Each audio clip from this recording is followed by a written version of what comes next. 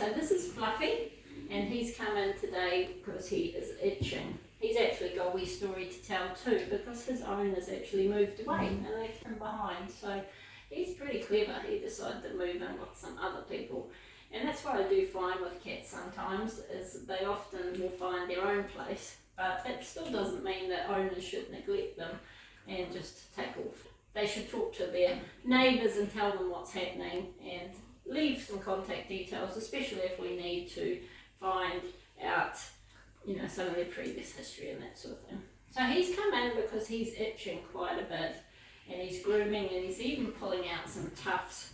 Now his coat is actually looking really nicely, but when I have a look through his coat, thank you, there are some little scabby things all the way through, and they're really quite small little scabs, and they're not big like an abscess, like a phyte. And when you can actually feel the scabs. And we in the veterinary field call this miliary dermatitis, mainly just because it's small little scabs all the way through. The interesting thing is it's actually more on his back and lower back rather than on his belly and his front. They're actually quite clear and fine. So the number one thing to think of with these guys is fleas, because itching cats can be quite a few things. The main three are fleas, food allergy, or even something we call atopy, which is usually pollens or inhalant allergies just in the environment. So it can be quite hard to differentiate what you've got. Usually it's a process of elimination, and certainly owners at home, the first thing they can do is check their flea regimen and make sure that they're up to date with their flea treatment.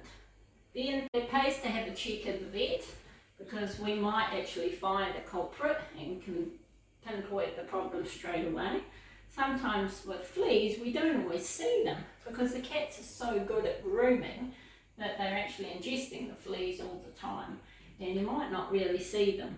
But the wee trick is to look for flea poo, and I've shown you this in another video, and we've done it today with Fluffy, and he hasn't got much. These are actually flecks of dirt because they haven't caused a smudge.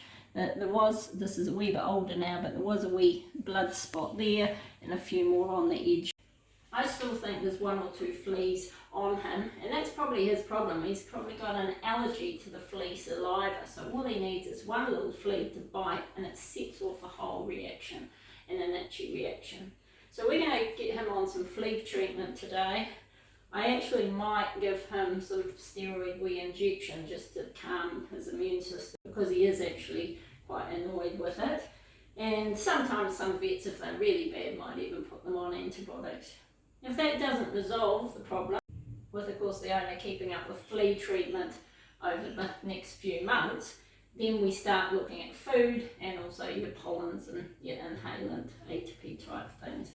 And food can be analysed by a food trial, so that's a certain food. So have a wee chat to your vets as well for that.